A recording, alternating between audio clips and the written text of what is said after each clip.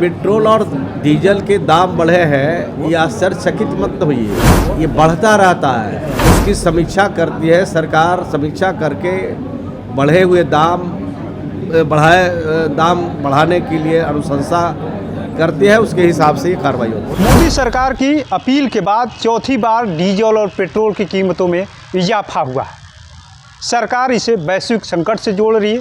सरकार का मानना है कि जिस तरीके की स्थिति है, हालात है, वैसी स्थिति में लोगों को पैनिक होने की ज़रूरत नहीं है। अभी वैश्विक संकट है, इस वजह से तेल की कीमतों में इजाफा हो रहा है। विपक्ष लगातार सवाल उठा रहा है। वहीं बिहार सरकार के मंत्री श्रवण कुमार ने जिस तरीके से तेल को कीमतों में इजाफा हो रहा है, हालांकि बिहार सरकार ने अपने कर्मचारियों के लिए एक नई पहल शुरू कर दिया है, इलेक्ट्रिक बस। लेकिन सवाल यही है, जो प्राइवेट सेक्टर में काम करते हैं उसके लिए सरकार क्या कुछ कदम उठा रही है। सीधे हम सुनवा रहे हैं आपको बिहार सरकार के मंत्री श्रवण कुमार ने क्या कुछ कहा है।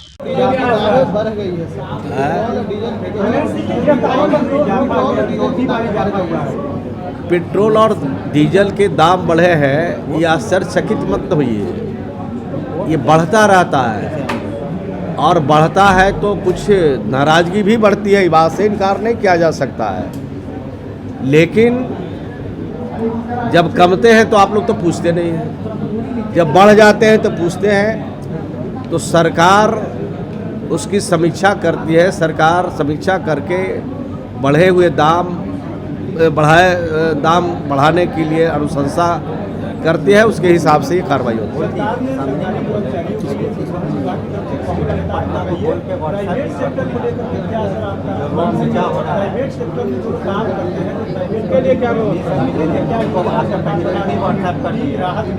तो परिवहन मंत्री से इसका जवाब पूछिएगा तो बढ़िया से देंगे। लेकिन इतनी बात मैं ज़रूर बता सकता हूँ कि मुझे परिवहन मंत्री भी रहने का सौभाग्य प्राप्त हुआ है। राज्य के कर्मचारी सिर्फ नहीं, राज्य की एक एक जनता के सुविधा के लिए उनको बेहतर से बेहतर आवागमन की सुविधा देने के लिए सरकार फिर संकल्पित है और इस दिशा में काम चल रहा है।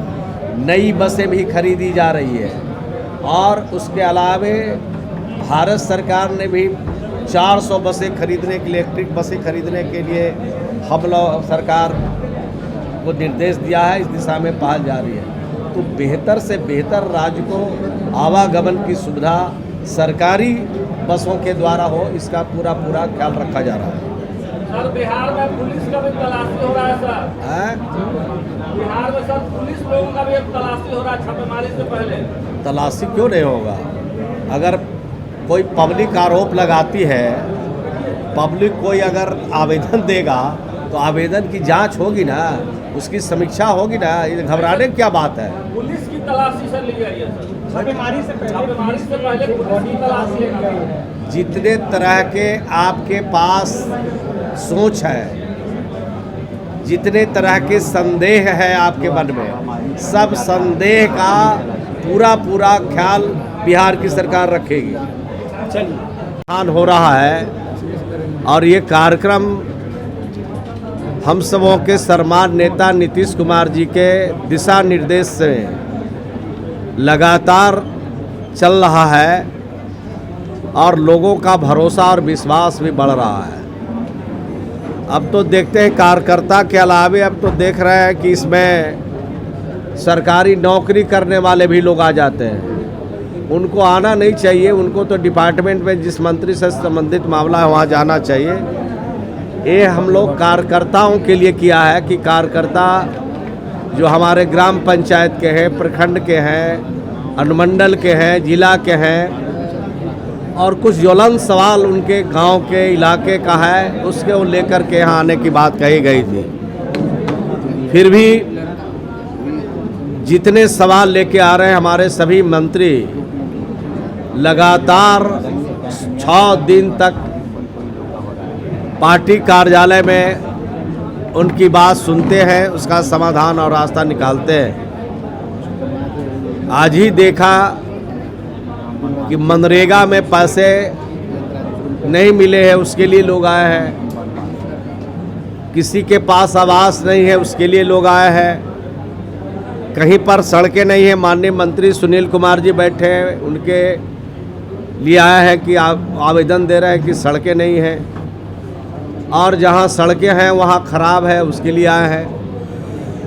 तो बहुत सारे सवाल लेकर के आते हैं, उसका समाधान हम लोग निकालते हैं। मुझे विश्वास और भरोसा है कि माननीय नीतीश कुमार जी ने जो दिशा निर्देश दिया है, जो काम हम लोग को हाथों में दिया है, उस काम को तेज़ी से आगे बढ़ाना है, और जो भी जन समस्या आ रही है उसका समाधान करना है। जनता के विश्वास और भरोसे को कभी टूटने नहीं देना है, झुकने नहीं देना है। जो संकल्प नीतीश कुमार जी ने लिया है कि 2030 तक बिहार को टॉप 5 राज्य में खड़ा करना है, उस संकल्प को पूरा करने के लिए बिहार की सरकार और बिहार के एक मंत्री और बिहार के हमारे सभी पार्टी के एनडीए के सभी कार्यकर्ता बिल्कुल तैयार हैं। तो आपने सुना किस तरीके से बिहार सरकार के मंत्री श्रवण कुमार ने सीधे सीधे कह दिया, हमारी सरकार आम लोगों के लिए संवेदनशील है, वैश्विक संकट है, इस वजह से दामों में इजाफा हो रहा है, लेकिन आम लोगों के लिए लगातार बस चलाई जा रही है। उनकी सुविधा का ख्याल पहले से ही सरकार रखती चली आई है।